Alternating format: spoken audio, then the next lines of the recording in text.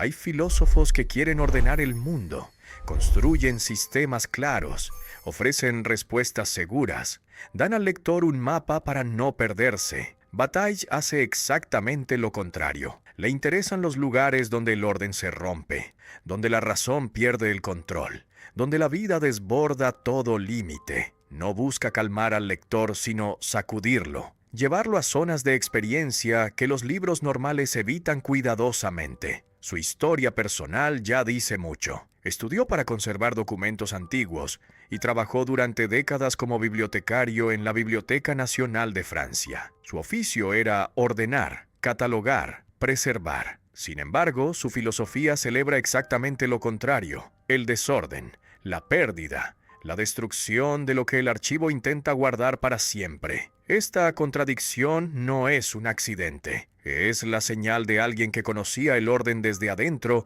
y sabía exactamente dónde atacarlo. Nietzsche fue la influencia más temprana y más profunda. De él tomó la idea de que la vida tiene una dimensión oscura, que ningún sistema racional puede domesticar sin falsificarla. Hay fuerzas en la existencia que desbordan toda forma, que resisten toda organización, que explotan cada vez que se les aprieta demasiado. De Sade tomó algo diferente: la literalidad del cuerpo como lugar donde los límites entre el placer y el dolor, entre uno mismo y el otro, entre la vida y la muerte, se vuelven borrosos. La combinación de ambos produce un pensamiento que habla de filosofía sin abandonar nunca la carne ni la sangre. Las revistas que fundó muestran otro aspecto importante de su trabajo.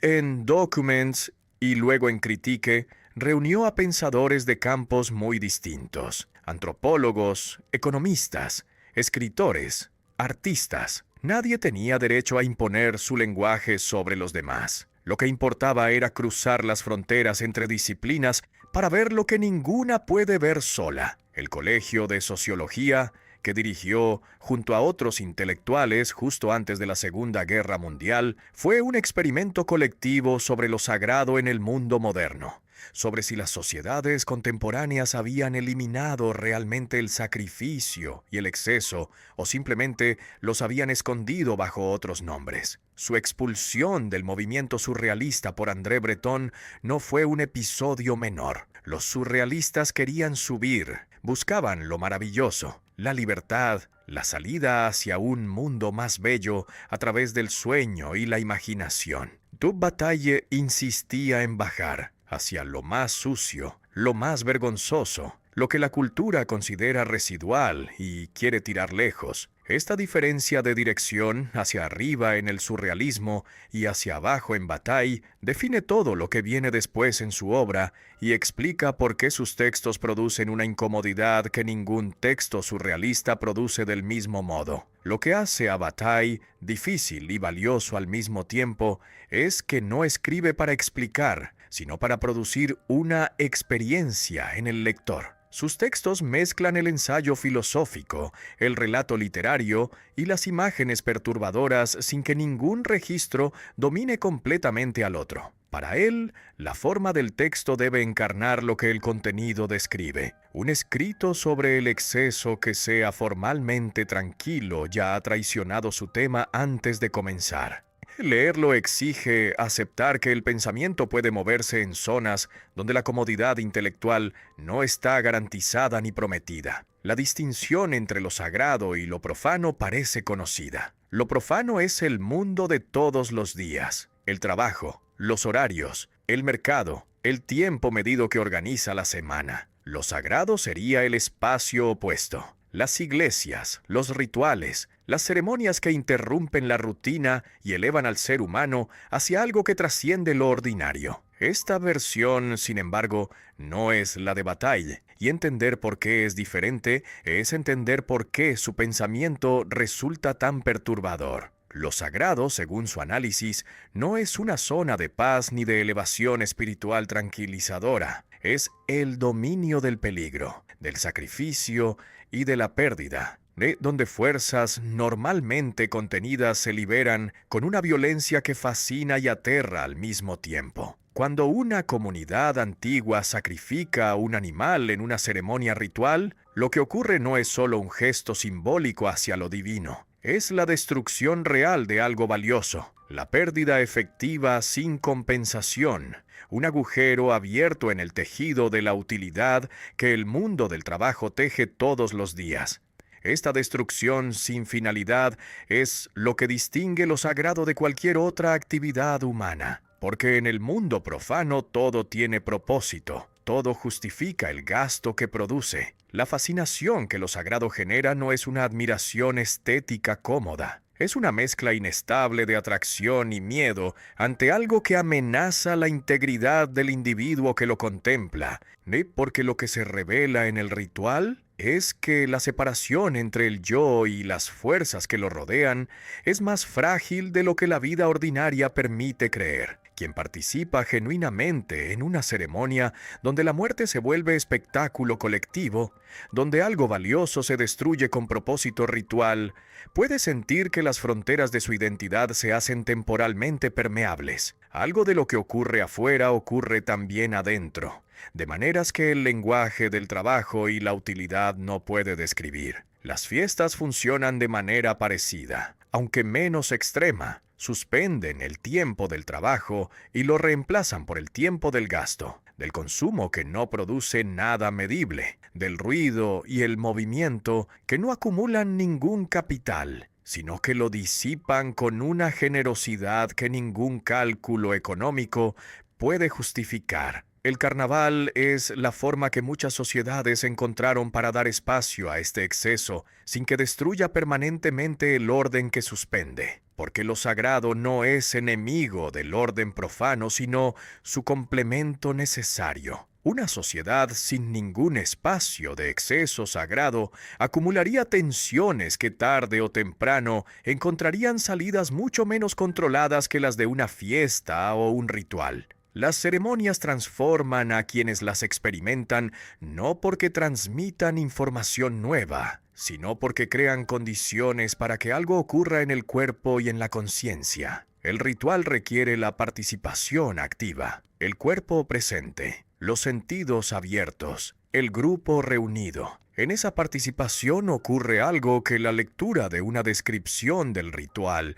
no puede producir. Si esta insistencia de Bataille en la experiencia como algo irreductible explica su propio estilo de escritura, que siempre intenta arrastrar al lector hacia la experiencia en lugar de describirla desde afuera. Confirmar la prohibición al transgredirla es la paradoja central de lo sagrado. El sacrificio no niega el valor de lo que destruye, sino que lo afirma mediante su destrucción misma. Esta lógica, que parece contradictoria en términos económicos ordinarios, revela algo profundo en la experiencia humana. Ciertas cosas solo pueden honrarse plenamente mediante su pérdida. Esta paradoja reaparecerá en el erotismo, en la experiencia mística y en la guerra. Y es el hilo que conecta territorios aparentemente tan distantes en una sola manera de pensar los límites de lo humano. Toda sociedad traza líneas. No matarás a los de tu grupo. No tomarás lo que pertenece a otro. No cruzarás ciertas fronteras en materia de sexo o de muerte.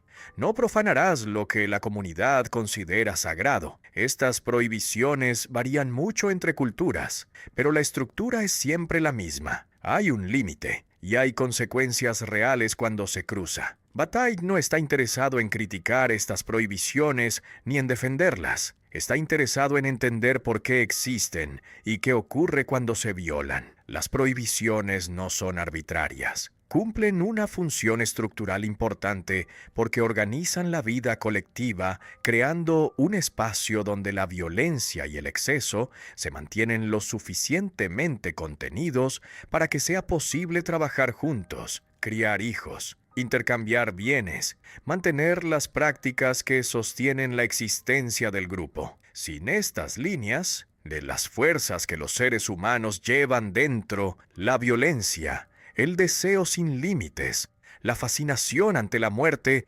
producirían un caos que ninguna comunidad podría sobrevivir durante mucho tiempo. ¿Por qué cruzar un tabú produce una angustia genuina y no solo vergüenza social? Porque el tabú no funciona como un reglamento de tráfico que regula conductas externas. Demarca un territorio donde operan fuerzas que la vida ordinaria no puede absorber sin perturbarse, donde la muerte, la sexualidad sin límites y la violencia sin control representan amenazas reales al tejido que sostiene la comunidad. La angustia que produce violar un tabú real no es superficial. Señala que se ha tocado algo que el orden colectivo necesita que permanezca intocado para seguir funcionando. De aquí aparece la paradoja central que Bataille identifica y que lo distingue de cualquier moral simple. La transgresión no destruye el tabú que viola, sino que lo confirma. Un carnaval donde durante 3 días se invierten jerarquías, se permiten excesos que el resto del año están prohibidos, y se cruzan fronteras normalmente infranqueables, no destruye el orden ordinario. Cuando la fiesta termina, el orden se restaura con energía renovada. La transgresión ritual actúa como una válvula que libera la presión acumulada precisamente para que el sistema siga funcionando con más fuerza después. El tabú y la transgresión son entonces 2 caras de una misma realidad que ninguna puede existir sin la otra. Sin la prohibición que establece el límite, la transgresión no tiene sentido porque no hay frontera que cruzar ni riesgo que asumir. Sin la posibilidad de transgredir, la prohibición pierde densidad y se convierte en simple regla administrativa que se obedece por conveniencia. Lo que hace a un tabú genuinamente tabú es que su violación sea posible y que esta posibilidad produzca algo más que incomodidad social, que toque una zona donde las fuerzas contenidas se hacen momentáneamente presentes con toda su potencia. Que diferentes culturas prohíban cosas distintas no contradice esta estructura universal. Lo que varía son los contenidos específicos. Lo que permanece igual es que toda comunidad humana conocida traza líneas en torno a la sexualidad y a la muerte, porque estas son las zonas donde las fuerzas que amenazan la continuidad del grupo son más intensas. El erotismo humano, a diferencia de la sexualidad animal que opera sin prohibición ni transgresión, y existe precisamente porque se desarrolla en el espacio creado entre el tabú y su posible violación. La dimensión de deseo que va más allá de la pura reproducción biológica depende de que haya límites que el deseo quiera cruzar y de que cruzarlos produzca algo diferente a simplemente satisfacer una necesidad física. El animal se aparea. No hay vergüenza, no hay ceremonia, no hay tensión entre el deseo y la prohibición. El acto ocurre cuando ocurre, sin que nada en él trascienda su función biológica inmediata. En el ser humano algo completamente diferente entra en juego. La sexualidad humana desde sus formas más antiguas conocidas viene acompañada de reglas, ritos, de prohibiciones y transgresiones que demuestran que para los seres humanos el sexo nunca fue solo reproducción, sino también algo que toca los límites mismos de la existencia individual. Esta diferencia entre el animal y el humano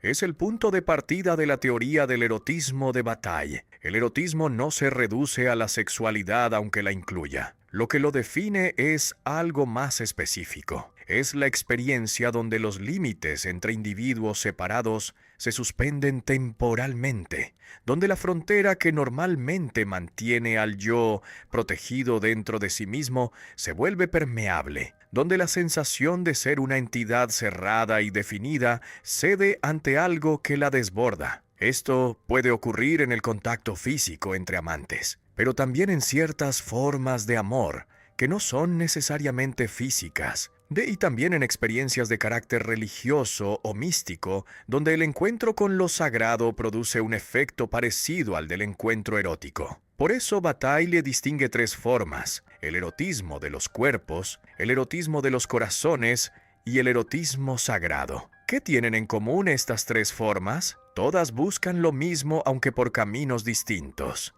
La fusión momentánea con algo que está fuera del yo. La sensación de que la separación que normalmente define la existencia individual se interrumpe aunque sea por un instante. Esta búsqueda tiene un precio que Bataille describe con precisión. Para que esa fusión ocurra, el yo debe ceder algo de sí mismo. Debe tolerar una pérdida de sus contornos habituales. Debe aceptar la disolución temporal de la integridad que normalmente lo define. El erotismo no es solo placer, sino también riesgo, porque lo que se pone en juego es la estabilidad misma del sujeto que lo experimenta. Aquí aparece la conexión que más incomoda a los lectores de Bataille, el orgasmo como la pequeña muerte, la experiencia erótica como aproximación a la disolución que la muerte representa en su forma más extrema. No es una metáfora literaria, sino una afirmación filosófica sobre la estructura de la experiencia. En el momento de mayor intensidad erótica, la conciencia de ser un individuo separado y definido se interrumpe momentáneamente, y esta interrupción tiene la misma estructura que la disolución definitiva que la muerte promete. El erotismo fascina con tanta fuerza porque toca algo que normalmente solo la muerte puede tocar, pero lo hace de manera reversible, no permitiendo al individuo regresar a sus límites ordinarios después de haberlos abandonado temporalmente. La vergüenza que acompaña al erotismo humano no es una debilidad cultural que debería superarse, sino la señal de que algo real está en juego. La vergüenza indica que el cuerpo ha sido profanado en el sentido preciso que Bataille da a esta palabra, que su integridad ha sido puesta en juego, que sus límites han sido cruzados, que lo que normalmente permanece protegido dentro de los contornos del individuo ha sido expuesto a algo exterior. Sin esta profanación no hay erotismo genuino, sino solo la satisfacción de una necesidad biológica. Y la diferencia entre ambas experiencias es exactamente la diferencia entre el animal que se aparea sin vergüenza y el ser humano que desea con toda la complejidad que ese deseo implica. El erotismo vincula el deseo con la disolución, y la disolución con algo que roza la experiencia de morir. Esta cadena no es pesimista ni una condena al sufrimiento. Es la descripción de por qué el erotismo tiene la intensidad que tiene, por qué produce efectos que ninguna otra experiencia produce de la misma manera, por qué las culturas humanas lo han rodeado siempre de rituales, prohibiciones y transgresiones que revelan que saben, aunque no siempre puedan decirlo con palabras, que lo que está en juego en él no es solo el placer, sino algo que toca los fundamentos mismos de lo que significa existir como individuo separado en un mundo donde otros individuos también existen. ¿Qué ocurre cuando la risa se vuelve incontrolable?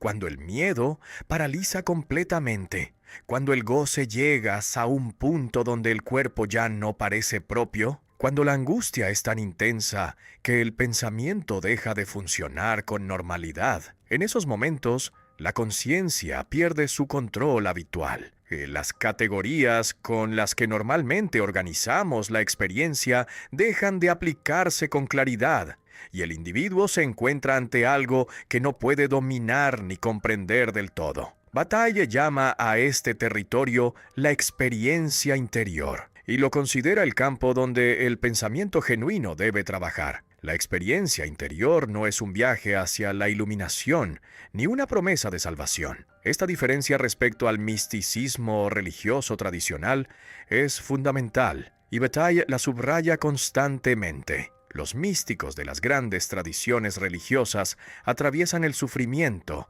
la oscuridad y la pérdida de control con la expectativa de llegar a algo, de alcanzar una unión con Dios, de recibir una revelación que justifique y compense todo lo que fue necesario atravesar antes. Bataille elimina este horizonte de compensación. La experiencia interior es el viaje hacia los límites de lo posible sin que haya nada esperando al final, sin autoridad externa que valide lo que se encuentra. sin garantía de que el sufrimiento valdrá algo. El éxtasis, la angustia, el vértigo y la risa extrema son los estados que Bataille privilegia, no porque sean agradables, sino porque en ellos ocurre algo que los estados ordinarios de conciencia no permiten: la ruptura del dominio racional sobre la experiencia. En la vida normal, la razón organiza, clasifica, controla y administra lo que entra en la conciencia. Mantiene al individuo dentro de límites seguros donde las experiencias pueden nombrarse, compararse con experiencias anteriores y situarse dentro de un orden que las hace manejables. Los estados extremos rompen este orden sin reemplazarlo por otro. Dejan al individuo en una zona donde los instrumentos habituales no funcionan. ¿Por qué buscar deliberadamente esos estados? No por masoquismo ni por excentricidad filosófica, sino porque en ellos se revela algo sobre la condición humana que los estados ordinarios ocultan con mucha eficacia: la imagen del sujeto como entidad estable, racional y en control de sí misma. Es una construcción útil para la vida cotidiana, pero no es la verdad completa sobre lo que somos. Los estados extremos muestran que bajo esa construcción hay algo más, fuerzas que la razón no produce ni controla, una dimensión de la existencia que el orden ordinario mantiene invisible, precisamente porque sería demasiado perturbador reconocerla constantemente. La diferencia con el misticismo tradicional va más allá de la ausencia de promesas de salvación. En las tradiciones místicas, la experiencia extrema está siempre encuadrada dentro de una doctrina, un método, una comunidad de creyentes, una autoridad que interpreta lo que ocurre y le da sentido dentro de un sistema más amplio. Bataille rechaza todas estas mediaciones, porque para él cualquier autoridad externa que se interponga entre el individuo y la experiencia extrema ya ha domesticado esa experiencia, ya la ha convertido en algo manejable, y por tanto ya ha traicionado lo que la hace filosóficamente importante. La experiencia interior debe permanecer desnuda, sin la interpretación que la proteja, sin el marco que la vuelva cómoda. Esta radicalidad tiene consecuencias para la escritura. Si la experiencia interior no puede capturarse en un sistema filosófico sin perder lo que la define, de entonces el texto que intente aproximarse a ella no puede ser un texto tranquilo y ordenado. Los escritos de Bataille sobre la experiencia interior mezclan fragmentos teóricos con relatos personales, con imágenes perturbadoras, con confesiones que no buscan ganar la simpatía del lector, sino arrastrarlo hacia una zona de incomodidad donde algo de lo que describe pueda ser sentido y no solo comprendido intelectualmente. El sujeto moderno tiene una imagen de sí mismo muy específica. Es racional, es dueño de sus decisiones, conoce sus propios estados internos cuando se lo propone, puede dirigir su conducta mediante la voluntad cuando tiene razones suficientes para hacerlo. Esta imagen no es completamente falsa. Describe algo real sobre las capacidades humanas, pero describe solo una parte. Y la parte que omite es precisamente la que más le interesa a Bataille. Bajo esa superficie ordenada operan fuerzas que el yo no controla ni eligió. El deseo aparece sin que nadie lo convoque. El miedo paraliza aunque la razón diga que no hay peligro real. El asco surge ante ciertas cosas con una intensidad que ningún razonamiento puede moderar. La atracción hacia alguien ocurre antes de que la conciencia pueda evaluarla y decidir si es conveniente o no. El cuerpo suda, tiembla, se excita o se agota, siguiendo sus propias reglas, y la voluntad racional puede intentar controlarlo, pero nunca completamente, nunca con la soberanía total que el sujeto moderno quisiera tener sobre sí mismo. Los estados extremos que Bataille analiza, el éxtasis, la angustia intensa, el erotismo en su forma más desbordante, la risa incontrolable, son precisamente los momentos donde esta falta de soberanía se vuelve imposible de ignorar. En condiciones ordinarias, el yo puede mantener la ilusión de que está al mando, de que las fuerzas internas están bajo su supervisión, aunque operen de manera bastante autónoma. En los estados extremos esta ilusión colapsa. El individuo descubre que no posee el dominio total sobre sí mismo que creía tener, que hay algo adentro que es más fuerte que la voluntad racional, que el yo es una superficie sobre abismos, cuya profundidad no conoce. La identidad personal resulta entonces más precaria de lo que normalmente parece, no porque sea falsa, sino porque descansa sobre una base que en cualquier momento puede volverse inestable. Lo que llamamos yo es un patrón relativamente coherente que el cuerpo y la mente construyen y mantienen con esfuerzo. No una sustancia fija que permanece idéntica a sí misma independientemente de lo que le ocurra. Las crisis revelan esta inconsistencia. Una persona puede salir de una experiencia extrema siendo en algún sentido diferente de quien entró, con algo reconfigurado en su manera de estar en el mundo, con una certeza menos sobre quién es y qué puede controlar. Lo otro habita el interior. Esta frase resume algo importante que Bataille señala repetidamente. El yo no es un recinto cerrado donde solo está presente lo que el sujeto reconoce como propio.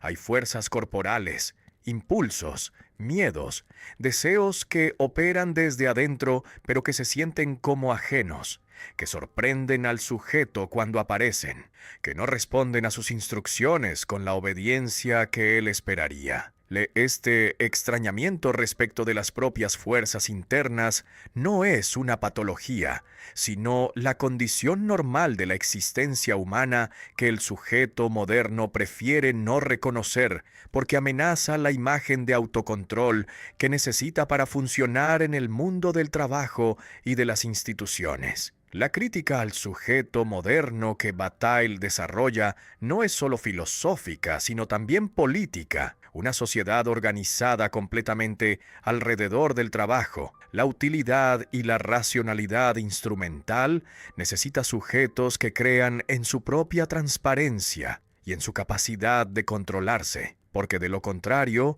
no pueden ser administrados ni previstos con la regularidad que las instituciones modernas requieren. Mostrar que el yo es una superficie sobre abismos es también mostrar que el tipo de sujeto que la modernidad necesita es una construcción parcial que deja fuera dimensiones enteras de la experiencia humana que no desaparecen por ser ignoradas, sino que buscan salida por otras vías, a menudo más violentas y menos controladas que si hubieran tenido espacio legítimo dentro del orden social. Estás en una reunión importante, todo va bien, y de repente sientes que el estómago se cierra, que las manos sudan, que el corazón acelera sin que hayas decidido nada de eso, o estás intentando dormir, y el dolor en la espalda no te lo permite, aunque tu cabeza quiera descansar y tu voluntad ordene que el cuerpo se relaje. O en un momento de goce intenso, el cuerpo hace cosas que la conciencia no supervisó ni planeó. En todos estos casos ocurre lo mismo. El cuerpo actúa por cuenta propia, siguiendo sus propias leyes, sin esperar autorización de la mente que cree estar a cargo. Bataille observa esto con atención filosófica, porque revela algo que la imagen moderna del sujeto racional prefiere ignorar. El cuerpo no es un instrumento obediente que la voluntad dirige, como se dirige una herramienta. Es una materialidad irreductible, una presencia concreta que tiene sus propios tiempos, sus propias necesidades, sus propias maneras de reaccionar ante el mundo, y que impone estas necesidades sobre el sujeto con una fuerza que ningún razonamiento puede eliminar completamente. El hambre no desaparece porque uno entienda su mecanismo biológico. El deseo no se apaga porque se decida que no es conveniente. La fatiga llega aunque el proyecto no esté terminado. Los espasmos son el ejemplo más extremo de esta autonomía corporal. El cuerpo convulsionado no obedece ninguna orden. Se mueve por su propia cuenta, siguiendo impulsos que el sujeto no controla ni comprende. Pero los espasmos no son los únicos casos. El llanto que aparece sin que uno haya decidido llorar. La risa que estalla en momentos inapropiados. el asco que surge ante ciertas imágenes o ciertos olores con una intensidad que la razón no puede moderar. Todos estos son signos de una vida que rebasa continuamente la regulación consciente, que no cabe dentro de los límites que el sujeto intenta imponerle para mantener la imagen de que está en control. Las secreciones corporales ocupan un lugar especial en el pensamiento de Bataille porque son lo que el cuerpo expulsa, lo que sale de él sin que la voluntad lo haya producido deliberadamente. No lo que en muchas culturas se considera sucio, vergonzoso, algo que debe ocultarse o eliminarse rápidamente. El sudor,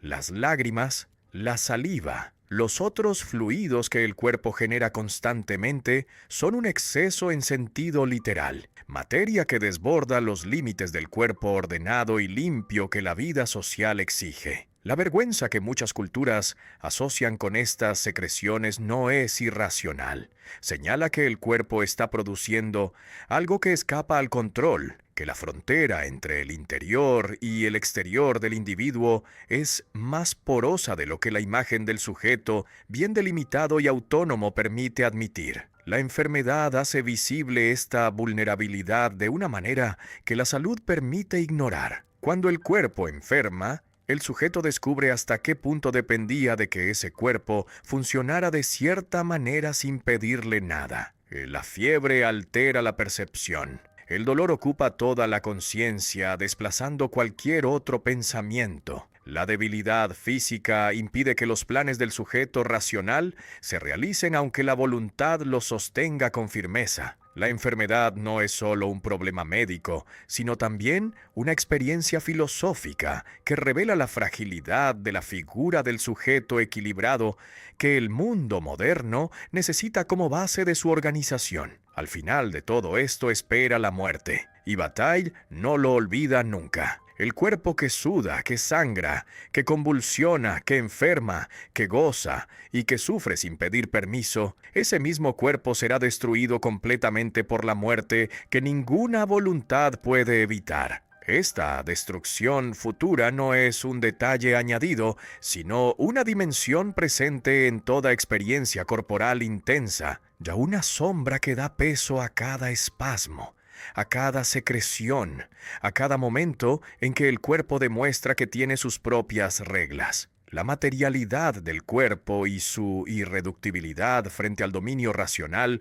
son inseparables de su condición de cuerpo mortal, de cuerpo que existirá durante un tiempo y luego dejará de existir independientemente de todo lo que el sujeto quiera o piense al respecto. La dignidad. Su mantenimiento cuesta esfuerzo. Hay que controlar el tono de la voz, el gesto, la postura, la expresión. Hay que saber cuándo hablar y cuándo callar. Hay que mantener la compostura en situaciones difíciles. Hay que sostener la imagen frente a los demás. Este trabajo nunca termina porque la dignidad no es algo que uno posee de una vez para siempre, sino algo que debe producirse continuamente mediante la gestión cuidadosa de cada interacción social. La risa incontrolable destruye todo esto en segundos. El cuerpo se convulsiona, la voz pierde su tono, el rostro se deforma, el control sobre la musculatura facial desaparece, la compostura colapsa completamente y, lo más importante, no se puede evitar. La risa que estalla con fuerza suficiente es imposible de contener, aunque la situación exija seriedad, aunque la imagen social esté en juego, aunque el sujeto sepa perfectamente que está comportándose de una manera que no corresponde al contexto. El cuerpo toma el control y el sujeto racional queda temporalmente desplazado de su propio centro.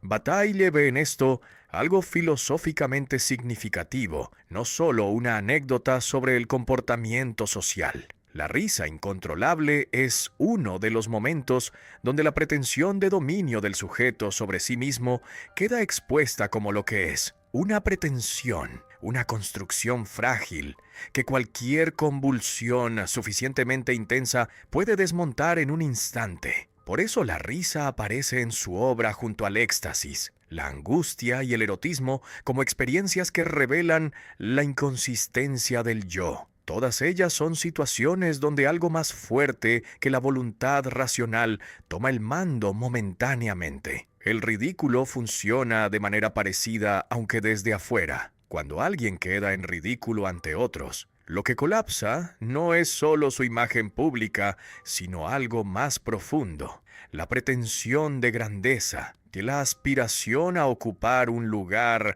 respetable en la jerarquía social, la seriedad con que el sujeto toma su propia importancia. El ridículo es un igualador brutal que recuerda a quien lo sufre que su posición en la jerarquía no es resultado de propiedades esenciales suyas, sino de un reconocimiento social que puede retirarse en cualquier momento. Nadie es tan importante como para no poder quedar en ridículo, y esta posibilidad siempre presente es una forma de democracia radical que las jerarquías establecidas preferirían ignorar. La risa también suspende el sentido. Cuando algo produce risa genuina, las categorías normales con que organizamos la experiencia se interrumpen brevemente. Lo que parecía serio resulta absurdo. Lo que debería tener peso lo ha perdido. La lógica que conecta las cosas de una manera determinada se rompe, revelando otra conexión inesperada que produce el efecto cómico. Esta suspensión del sentido ordinario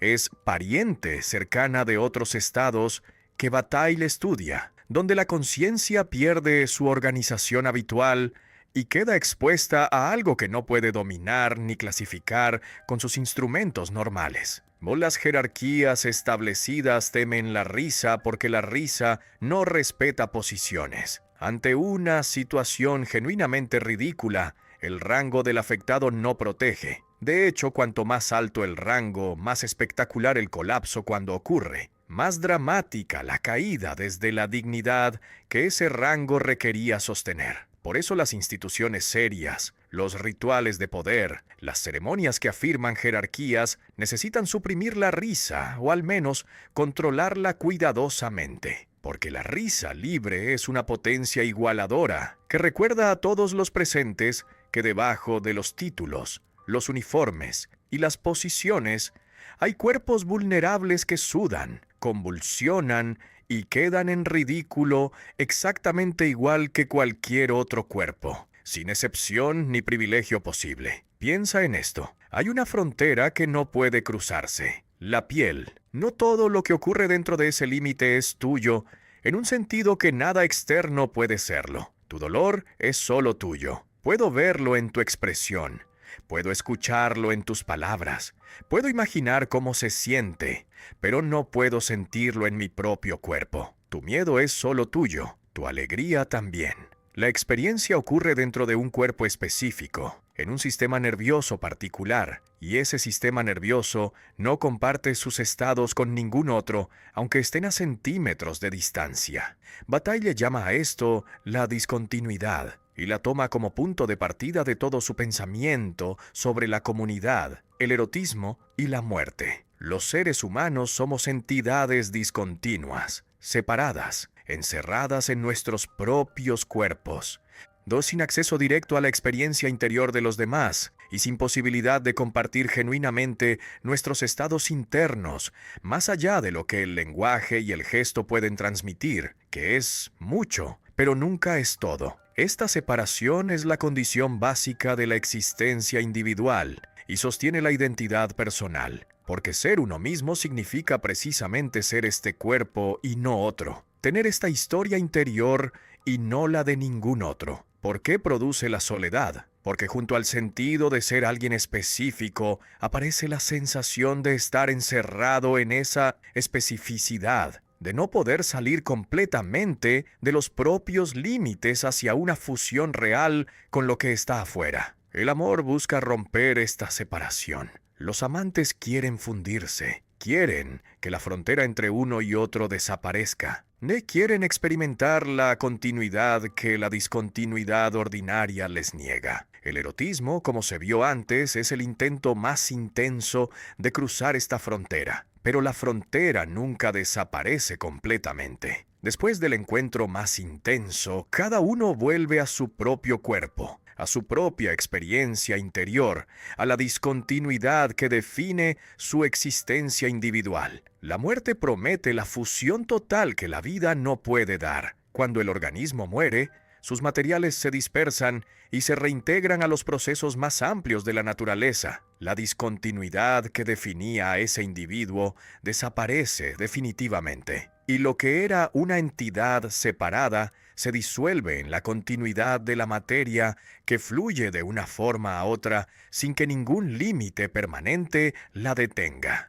Esta promesa de fusión total explica la fascinación que la muerte produce en el pensamiento de Bataille. No es atracción por la nada, sino atracción por la continuidad, por la salida definitiva del aislamiento que la existencia individual impone. ¿Pero la discontinuidad es solo sufrimiento? No. Y Bataille lo reconoce con claridad. La separación que produce la soledad es también la condición de todo lo que hace que la vida individual tenga valor.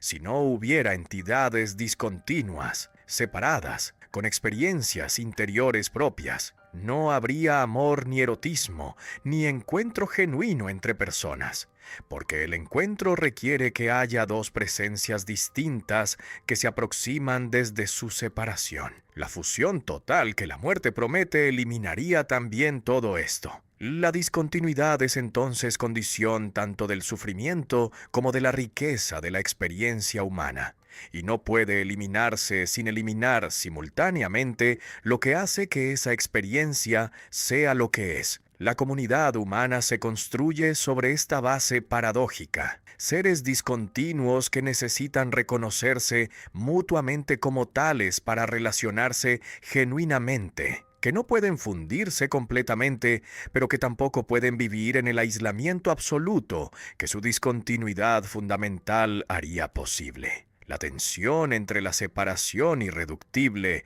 y el deseo de continuidad define la vida social en todos sus niveles, desde la relación entre dos personas hasta la organización de comunidades enteras. Guy Bataille explorará en los capítulos siguientes cómo las sociedades humanas han intentado dar forma a esta tensión que no puede resolverse sino solo atravesarse. Dos tipos de comunidad. La primera se construye sobre lo que sus miembros comparten: la misma lengua, la misma historia, la misma religión, la misma sangre, el mismo territorio. Sus miembros se reconocen porque son parecidos, porque tienen algo en común que los distingue de los de afuera. Esta comunidad produce identidad y pertenencia. Da a sus miembros un lugar definido en el mundo y una respuesta clara a la pregunta de quiénes son. La mayor parte de los estados, las naciones, las iglesias y los grupos étnicos funcionan según esta lógica. La segunda comunidad es la que Bataille imagina, y es completamente diferente. No se funda en lo que los miembros tienen en común, sino en lo que todos comparten por igual, aunque preferirían no hacerlo: la vulnerabilidad, la finitud, la exposición al riesgo y a la pérdida. Sus miembros no se reúnen porque sean iguales, sino porque todos son igualmente frágiles, porque todos enfrentan la misma imposibilidad de controlar completamente su existencia, porque todos saben, aunque no siempre lo digan, que en cualquier momento algo puede romperse sin remedio. Esta comunidad no celebra lo que sus miembros son, sino lo que todos temen ser. ¿Por qué propone esto? Porque las comunidades de identidad tienen un problema estructural que Bataille señala con claridad. Necesitan un afuera para definir su adentro. Para saber quiénes somos nosotros, necesitamos saber quiénes son ellos, los que no son como nosotros, de los que quedan fuera del círculo de pertenencia. Esta lógica produce exclusión automáticamente, genera fronteras que separan a los que pertenecen de los que no pertenecen. Y cuando estas fronteras se vuelven rígidas, producen exactamente el tipo de violencia que las comunidades dicen querer evitar. La identidad compartida que une a los de adentro es al mismo tiempo el mecanismo que expulsa a los de afuera. La comunicación profunda que Bataille valora no es el intercambio de información entre sujetos estables que se mantienen intactos durante el proceso. Es algo más arriesgado. el momento en que un individuo acepta mostrarse en su vulnerabilidad real ante otro, sin la protección de los roles sociales ni de las imágenes que normalmente lo protegen. Esta exposición genuina requiere aceptar que el otro puede ver la fragilidad, el miedo, la inconsistencia que el sujeto normalmente oculta para mantener su imagen pública. Y requiere también reconocer que el otro tiene la misma vulnerabilidad, aunque la oculte con igual cuidado. Sin embargo, esta comunidad no promete la fusión total que el erotismo busca, ni la continuidad que la muerte promete. La separación entre individuos persiste incluso en el momento de máxima exposición compartida. Dos personas que atraviesan juntas una experiencia extrema, que se exponen mutuamente en su fragilidad más profunda, siguen siendo dos personas distintas y separadas. La comunidad de Bataille no elimina la discontinuidad que define la existencia individual. La reconoce y la comparte, lo cual es completamente diferente a superarla. Compartir la separación no es lo mismo que suprimirla,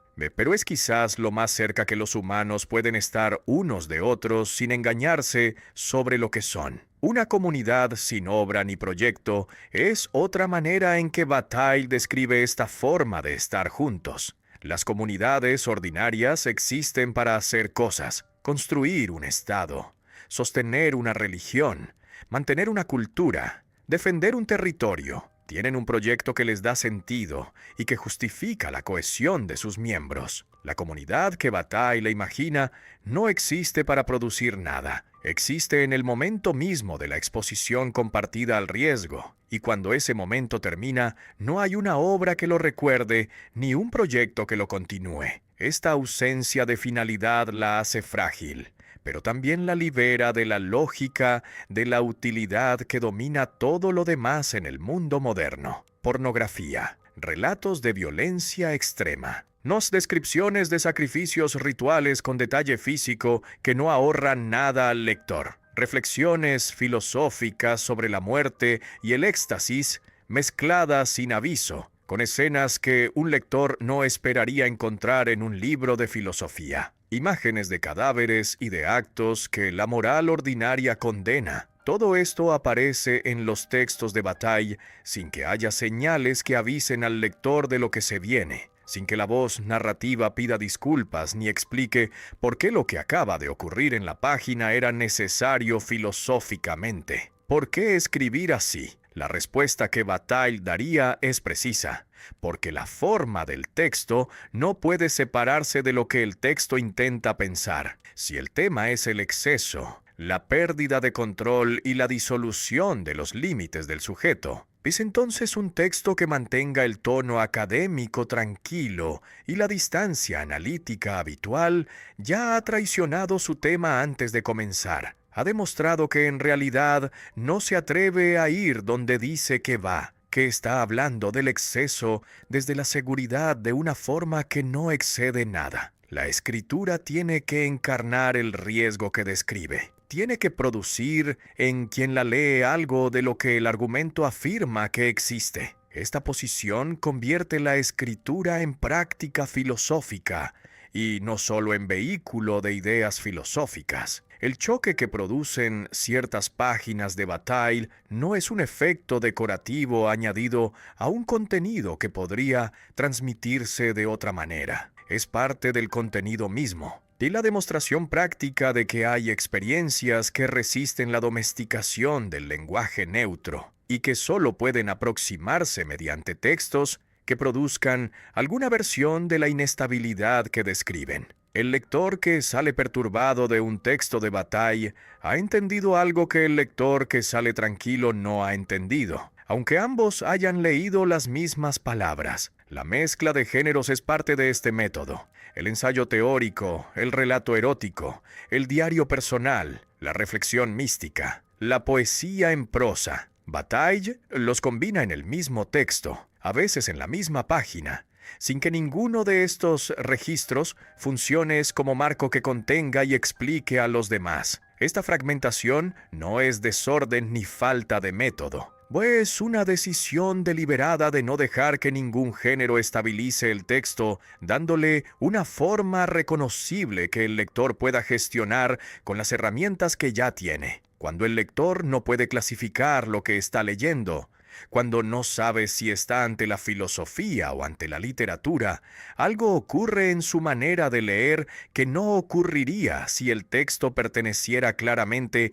a un género conocido. El rechazo del estilo académico neutro tiene también una dimensión política. La escritura académica produce distancia entre el escritor y su objeto, entre el texto y el lector, entre el pensamiento y la experiencia que el pensamiento intenta pensar. Esta distancia es útil para muchos propósitos, pero cuando el objeto es precisamente la experiencia que resiste toda distancia, el estilo académico se convierte en un obstáculo. Nas Bataille escribe en primera persona, incluye sus propias experiencias, deja entrar en el texto sus propios miedos y deseos, no porque piense que la filosofía debe ser autobiográfica, sino porque la alternativa, hablar del exceso sin exponerse al exceso, le parece filosóficamente deshonesta. Escribir así tiene un precio. Los textos de Bataille le costaron la expulsión del surrealismo, le costaron la reputación de ser un autor excéntrico y peligroso, le costaron lectores que no pudieron seguirlo hasta los territorios donde él quería ir. Pero para Bataille este precio no era accidental, sino parte del proyecto mismo. Una escritura que no arriesga nada, que puede publicarse sin que nadie se sienta amenazado, que deja al autor exactamente donde estaba antes de escribirla. No es una escritura filosófica en el sentido que él le da a esa palabra, sino simplemente la administración del pensamiento ya conocido. La basura, las secreciones, los restos, la materia que se pudre, los fluidos que el cuerpo expulsa, los cadáveres en descomposición, los objetos rotos sin función, todo lo que la cultura ordena mantener lejos, ocultar, eliminar rápidamente, lo que pertenece al dominio de lo sucio y lo vergonzoso que debe desaparecer antes de que alguien lo vea. Esto es exactamente lo que Bataille mira con más atención, no por provocación gratuita, por una razón filosófica que tiene una estructura precisa. Lo que una cultura decide tirar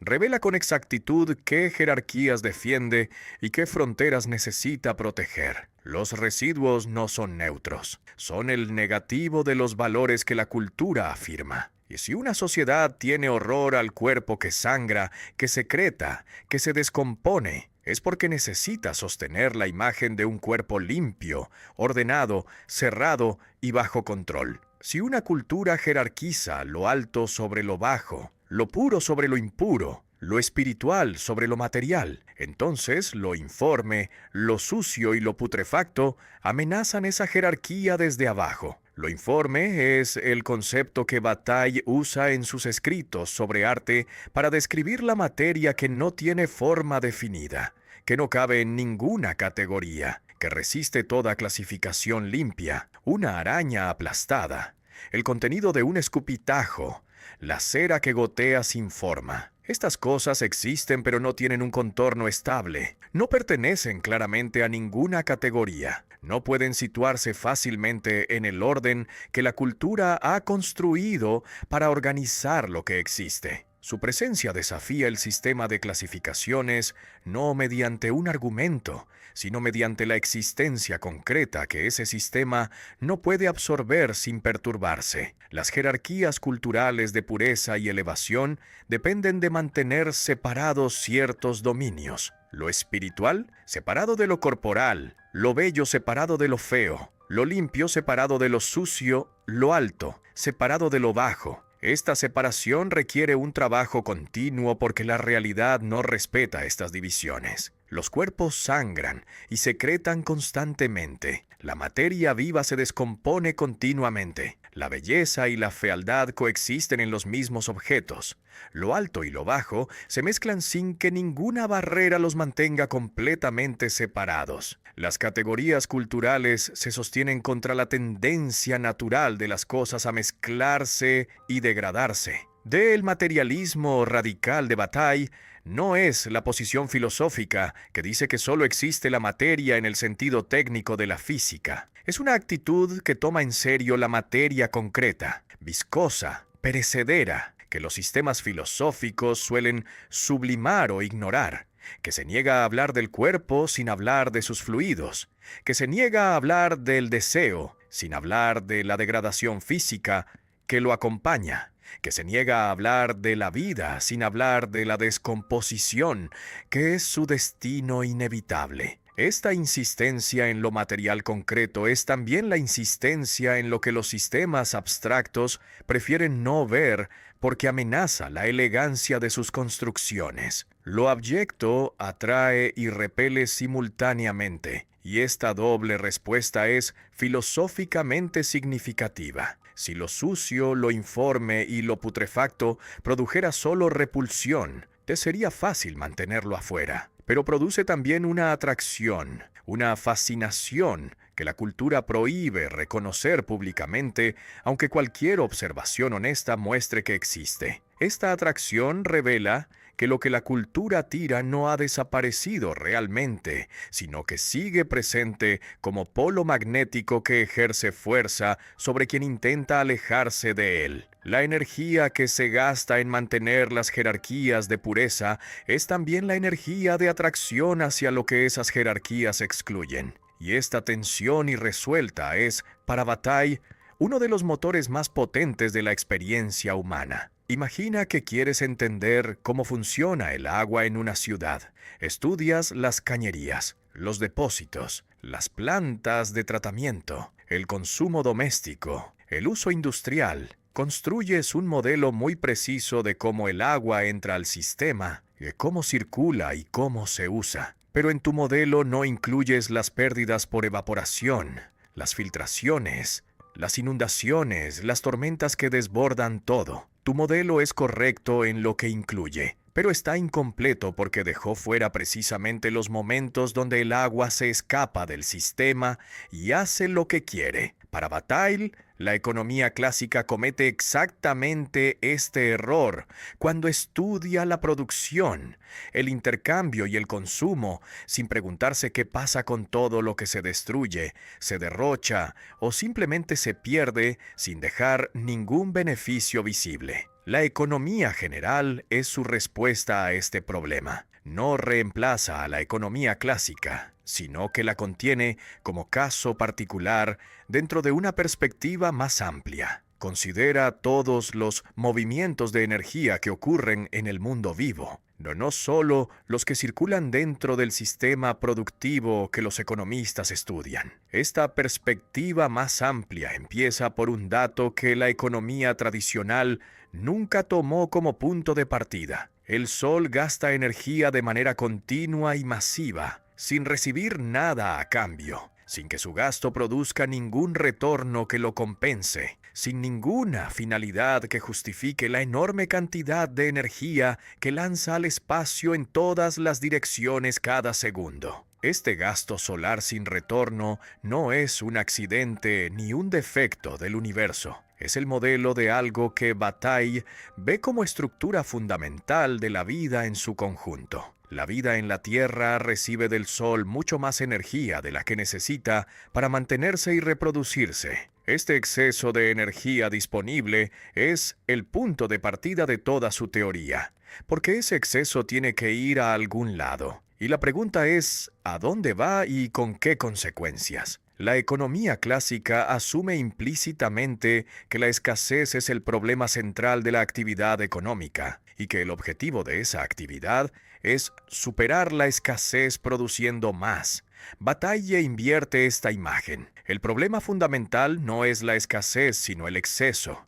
Y la pregunta central no es cómo producir más, sino qué hacer con lo que sobra inevitablemente. Las plantas absorben energía solar y crecen. Los animales comen plantas y también crecen. Las poblaciones se multiplican llenando los espacios disponibles. En cada nivel hay producción de más vida de la que el sistema puede sostener indefinidamente. Y cuando el crecimiento alcanza sus límites, la energía acumulada encuentra otras salidas. Las epidemias, los depredadores, de las guerras entre grupos que compiten por recursos, las fiestas que consumen en pocos días lo que se acumuló durante meses. Todos estos fenómenos muy diferentes tienen en común que son formas en que el exceso de energía se gasta cuando ya no cabe dentro de los límites del sistema productivo ordinario. La guerra entra aquí como dato económico, no solo como fenómeno político o moral. Cuando una sociedad acumula excedentes de población, de recursos o de energía social, sin encontrar canales para gastarlos dentro del sistema ordinario, la guerra aparece como forma extrema y violenta de descargar ese exceso. Bataille no dice que la guerra sea buena, ni que sea inevitable en sentido fatalista.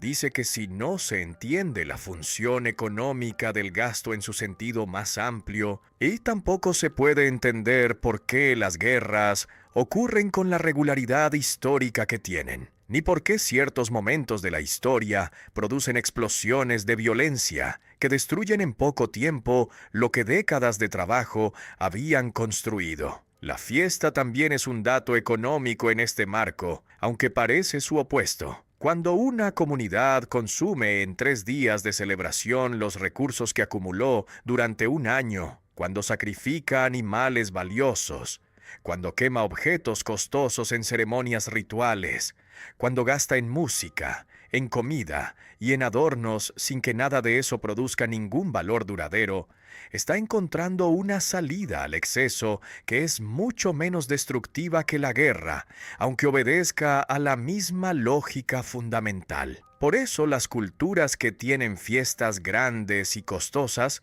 no son culturas que desperdician sus recursos, y son culturas que encontraron formas de gestionar el exceso antes de que ese exceso busque salidas más violentas. Energía. Siempre hay demasiada. El sol produce más de la que la vida en la tierra necesita. Las cosechas producen más de lo que la población puede comer. Las fábricas producen más de lo que el mercado puede absorber. Las poblaciones crecen más allá de lo que el territorio puede sostener cómodamente. Este exceso es constante, universal e inevitable. No es un error que una mejor organización podría eliminar, sino una característica estructural de cómo funciona la vida en un planeta que recibe más energía de la que consume. ¿Qué pasa con ese exceso? Debe gastarse. No hay otra opción. Si no se gasta de una manera, se gasta de otra. Si no se gasta voluntariamente, se gasta de manera violenta. Si no se gasta en fiestas, en lujo, que en monumentos o en arte,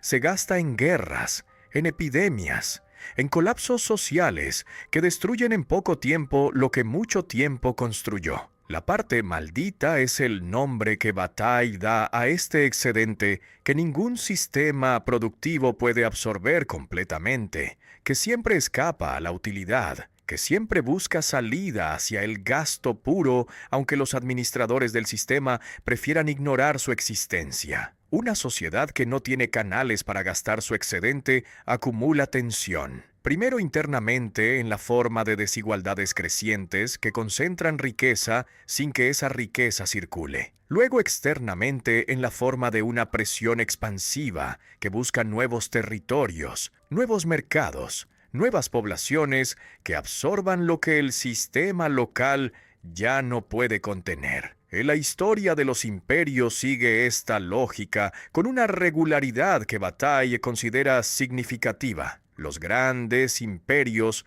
no se expanden solo por codicia de sus dirigentes o por ideología conquistadora, sino también porque la energía acumulada en su interior necesita encontrar salida hacia afuera cuando los canales internos ya no son suficientes. El surplus, término que Bataille toma de la economía pero que extiende hasta incluir toda forma de exceso vital, no es un lujo ni un capricho. Es una realidad estructural que determina el destino de las sociedades según cómo elijan gestionarlo. Las sociedades que encuentran formas de gastar su excedente en actividades que no destruyen vidas y que no acumulan resentimientos, como las fiestas costosas, los monumentos, el arte, el lujo ceremonial, tienden a ser más estables que las que reprimen el gasto esperando acumular indefinidamente. El ahorro permanente sin gasto no es una virtud económica, sino la acumulación de una presión que eventualmente estalla. El modo en que una sociedad gasta su excedente define su carácter más profundamente que sus declaraciones oficiales sobre sus valores. Una sociedad que dice valorar la paz pero no encuentra canales para gastar su excedente energético termina gastándolo en guerras. Una sociedad que dice valorar la espiritualidad pero suprime todas las formas de gasto ceremonial termina produciendo explosiones de consumo descontrolado. El excedente no pregunta si su salida es políticamente correcta, ni si encaja con los valores que la sociedad proclama. Se simplemente busca la grieta disponible y sale por ella con la fuerza que la contención le ha dado. Este análisis no es una predicción mecánica de la historia, sino un instrumento para entender fenómenos que la economía clásica no puede explicar porque los ha dejado fuera de su campo de visión. ¿Por qué ciertas épocas producen explosiones de arte y de construcción monumental que consumen recursos enormes sin ninguna utilidad práctica? ¿Por qué ciertas culturas celebran fiestas que arruinan a sus participantes y sin embargo se repiten año tras año? ¿Por qué los imperios en su momento de mayor prosperidad inician guerras de conquista que arriesgan todo lo que acumularon? La parte maldita, el excedente que debe gastarse, ofrece una respuesta que ninguna teoría basada solo en la utilidad puede dar. El sacerdote degüella el animal. La sangre cae sobre el altar. El cuerpo se quema. Nada de esto se come. Nada se vende.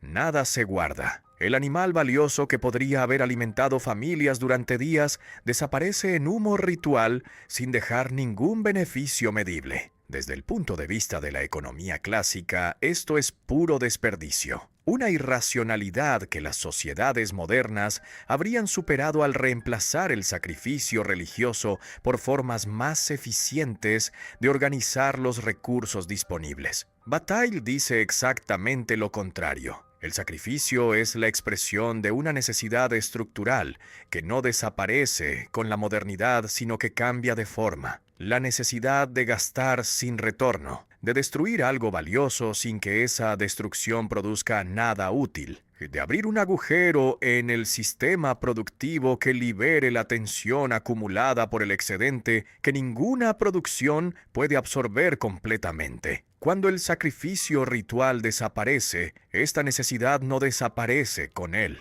Encuentra otras salidas que a veces son menos controladas y más destructivas que el ritual original. El lujo es el gasto improductivo en su forma más visible en las sociedades modernas. Una joya muy costosa no sirve para nada que no pudiera hacerse con materiales mucho más baratos. Su valor está precisamente en que destruye riqueza sin compensación, en que el gasto que representa no puede justificarse en términos de utilidad, porque su función es ser un gasto puro. Por eso las joyas han sido símbolo de poder en prácticamente todas las culturas conocidas. Es quien puede destruir riqueza sin que esa destrucción lo arruine demuestra que tiene más riqueza de la necesaria, que su posición está por encima de la lógica de la subsistencia que obliga a los demás a cuidar cada recurso. Los monumentos gastan de manera diferente, pero con la misma lógica. Las pirámides egipcias consumieron recursos humanos y materiales a una escala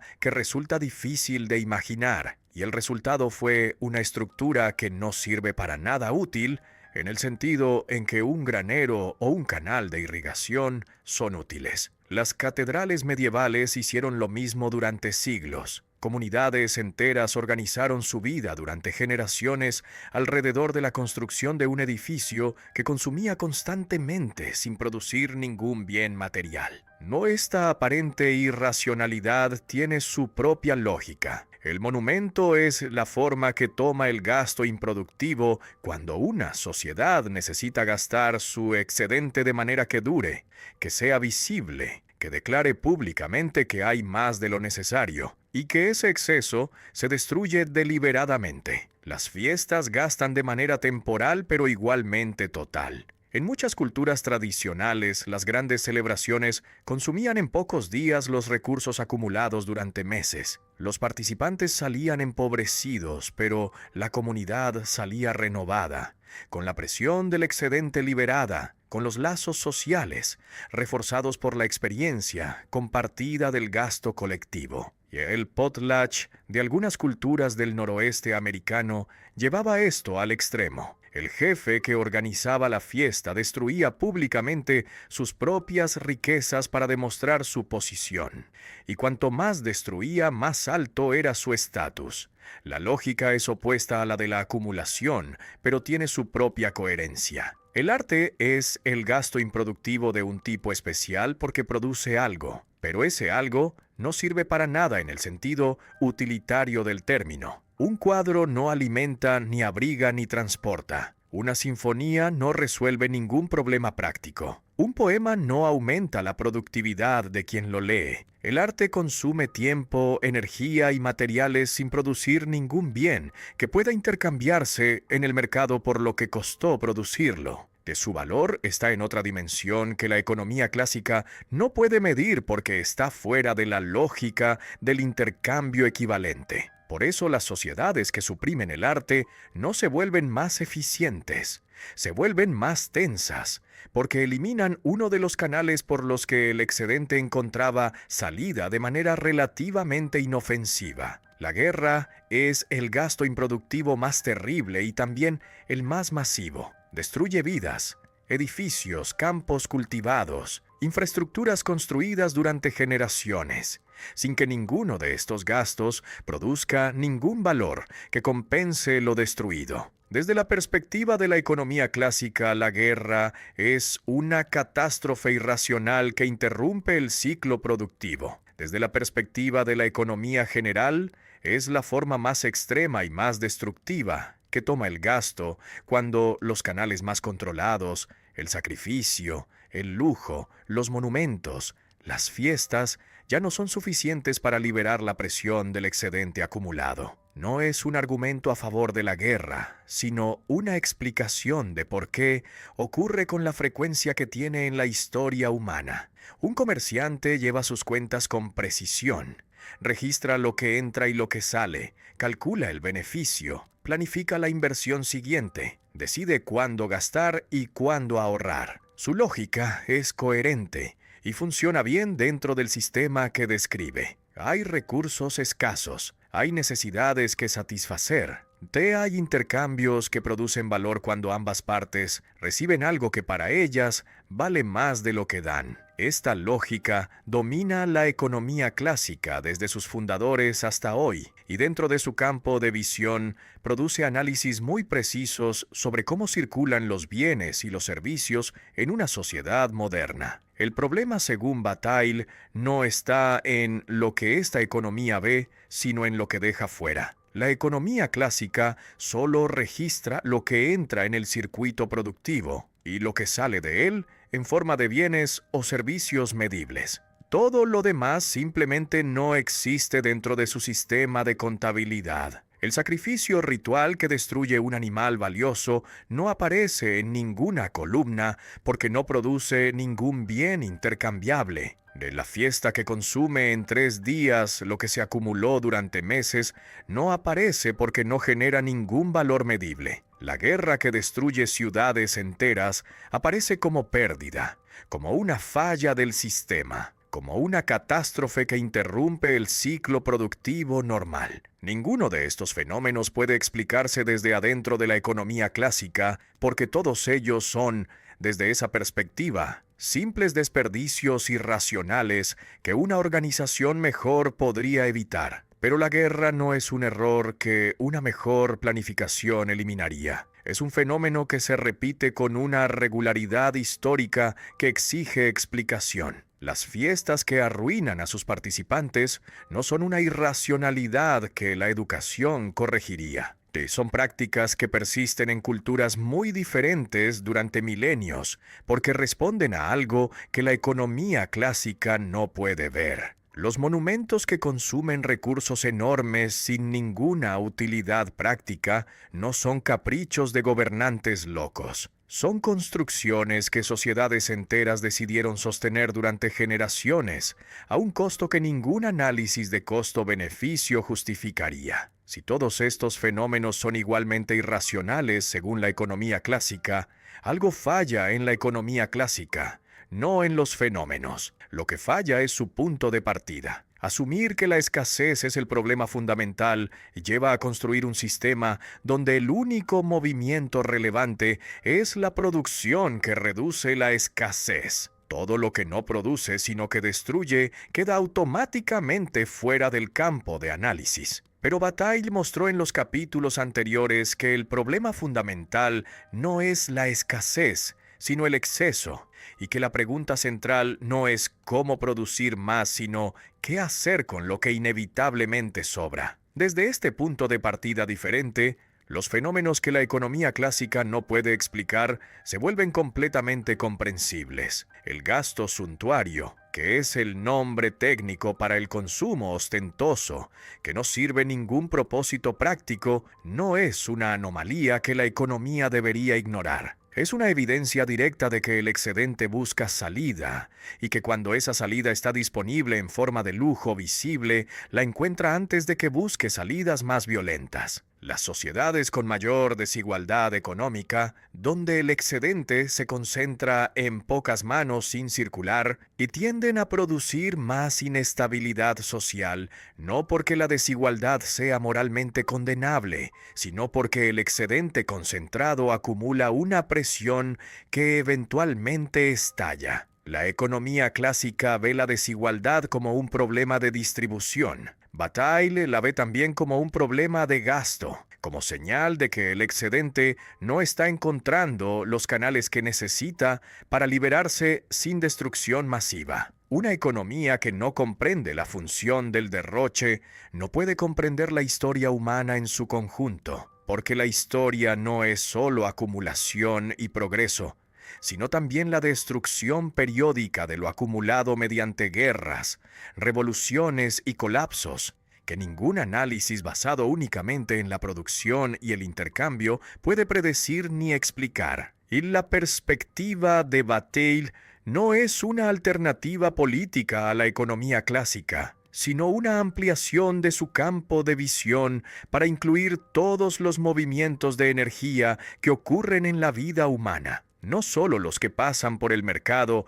y dejan rastro contable en las columnas de ingresos y gastos que el comerciante lleva con tanta precisión. Despertarse, prepararse, ir al trabajo, cumplir las horas, volver, comer, dormir, volver a empezar. El trabajo tiene esta estructura. El presente se sacrifica al futuro. Lo que hago ahora no vale por lo que es, sino por lo que producirá después. La energía gastada hoy se justifica por el salario de fin de mes. El salario de fin de mes se justifica por las necesidades del mes siguiente. Las necesidades del mes siguiente se justifican por objetivos más lejanos. Hay así indefinidamente, sin que haya ningún momento presente que valga completamente por sí mismo, sin referencia a lo que viene después. El trabajo es la forma más total en que la lógica de la utilidad domina una vida entera. Bataille llama a esto la servidumbre, y la palabra es precisa, aunque suene fuerte. No dice que el trabajo sea indigno ni que no deba hacerse. Dice que la subordinación total del presente al futuro, la reducción de cada momento a instrumento para el siguiente, produce un modo de existencia donde la vida nunca ocurre del todo, porque siempre está siendo diferida hacia un mañana, que cuando llega se convierte de nuevo en un hoy, que debe diferirse hacia otro mañana. El trabajador que ahorra toda su vida para disfrutar en la vejez y luego muere antes de poder hacerlo, no es un caso extremo, sino una imagen precisa de lo que el trabajo como principio organizador de una vida entera produce inevitablemente. La soberanía es el opuesto exacto de esta lógica. Soberano no es el que tiene poder sobre otros, sino el que actúa sin finalidad exterior, el que consume el momento presente sin transformarlo en medio para otra cosa, el que gasta sin calcular el retorno, el que existe en el instante sin que ese instante deba justificarse por lo que producirá. Esta definición invierte completamente la imagen ordinaria de la soberanía como poder acumulado.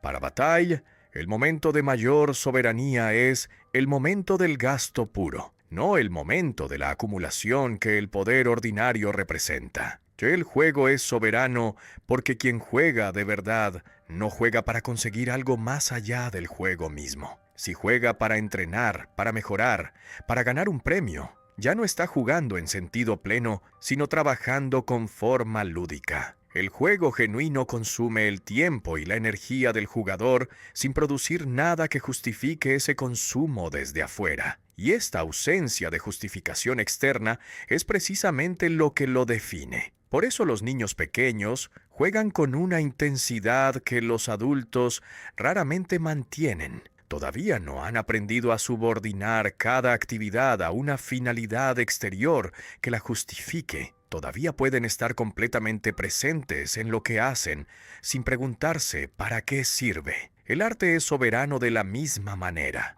No el arte que se produce para venderse, ni el que se hace para construir una reputación o para comunicar un mensaje. El arte en su momento de mayor intensidad, cuando el artista está completamente absorbido por lo que está haciendo, sin que ninguna consideración exterior entre en el proceso. Cuando la actividad se justifica completamente por sí misma, sin necesitar ningún resultado que la valide desde afuera. Este momento de absorción total en el presente es lo que distingue la experiencia artística genuina de la producción cultural, que obedece a las mismas reglas que cualquier otra producción orientada al mercado. La fiesta es la forma colectiva de la soberanía. Durante la fiesta genuina, la comunidad gasta lo que acumuló, consume el tiempo sin producir nada, y vive el presente con una intensidad que el tiempo del trabajo no permite, porque el trabajo siempre mira hacia adelante, mientras la fiesta solo mira hacia el instante que está ocurriendo. Cuando las fiestas se vuelven eventos planificados con meses de anticipación, presupuestados, optimizados para producir los mejores recuerdos posibles y las mejores fotos para compartir después. Ya no son fiestas en el sentido de Bataille, sino un trabajo con apariencia festiva. La producción de experiencias medibles en lugar del gasto soberano del momento presente. Las pirámides de Egipto, las catedrales de la Europa medieval, los palacios que los imperios construyeron consumiendo recursos que habrían podido alimentar poblaciones durante años. Las guerras que destruyeron en meses lo que siglos de trabajo habían levantado. Bataille miraba todos estos fenómenos con la misma pregunta: ¿qué hace una sociedad con lo que le sobra? Y su respuesta recorrió toda su obra mostrando que la manera en que una sociedad gasta su excedente dice más sobre ella que cualquier declaración de sus valores oficiales. Esta pregunta no es solo histórica. El siglo XX, que Bataille vivió casi completo, fue el siglo de los gastos más masivos y más destructivos que la humanidad había conocido. Las dos guerras mundiales destruyeron en pocos años lo que generaciones enteras habían construido, y la escala de esa destrucción no podía explicarse solo por las ideologías o los errores de los líderes que las iniciaron. Bataille veía en esas guerras la confirmación más brutal de su tesis. El excedente que las sociedades industriales habían acumulado, sin encontrar canales suficientes para gastarlo, encontró su salida en la destrucción masiva, y la economía clásica, que no había querido ver la función del gasto, tampoco pudo predecir ni comprender lo que ocurría. Michel Foucault leyó a Bataille con atención y reconoció en él algo que su propio proyecto necesitaba: la insistencia en los límites, en lo que los sistemas de orden producen como resto inevitable, en las zonas de experiencia que los discursos oficiales excluyen para poder funcionar. El análisis Foucaultiano de los sistemas de poder y de los saberes que producen sujetos dóciles tiene una deuda con Bataille que el propio Foucault reconoció en más de una ocasión. Y la idea de que todo orden produce su propio afuera, que toda normalización genera lo anormal como su sombra necesaria, es batailleana antes de ser Foucaultiana. Jacques Derrida también encontró en Bataille materiales importantes para su propio trabajo sobre los límites del pensamiento filosófico, la noción de lo informe, la resistencia de ciertos fenómenos a ser capturados en categorías estables, la manera en que el exceso desborda siempre los sistemas que intentan contenerlo. Todo esto conecta con el proyecto deconstructivo que muestra cómo los textos filosóficos están atravesados por tensiones que su forma argumentativa no puede resolver completamente. Bataille no inventó la deconstrucción, pero creó las condiciones para que fuera pensable. Los pensadores del postestructuralismo en general encontraron en Bataille un precursor que había señalado antes que ellos los límites del sujeto moderno, la fragilidad de las identidades que el pensamiento ilustrado asumía como sólidas, la dimensión de exceso y de pérdida que cualquier sistema de orden produce inevitablemente y que no puede eliminar sin producir algo peor. Este reconocimiento no fue inmediato. Durante años, Bataille fue considerado un autor marginal, demasiado extremo para la filosofía académica, demasiado filosófico para la literatura, inclasificable en las categorías disciplinares que las universidades necesitan para organizar su trabajo. Su permanencia como pensamiento radical no depende de que se acepten todas sus conclusiones. Depende de que las preguntas que plantea no puedan ignorarse sin empobrecer la comprensión de lo que los seres humanos son y de cómo organizan su vida colectiva. ¿Qué hace una sociedad con su excedente?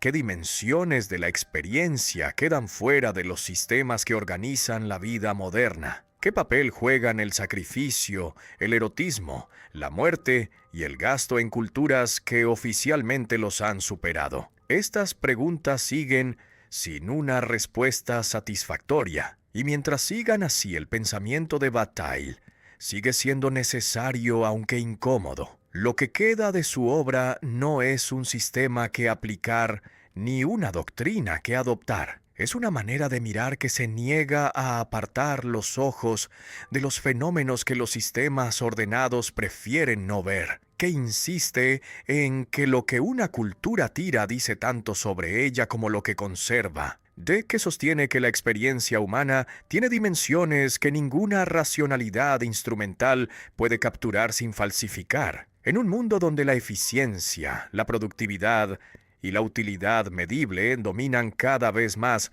los discursos sobre cómo organizar la vida individual y colectiva, esta insistencia en el exceso, la pérdida y el gasto soberano resulta más pertinente que cuando Bataille la formuló por primera vez hace casi un siglo.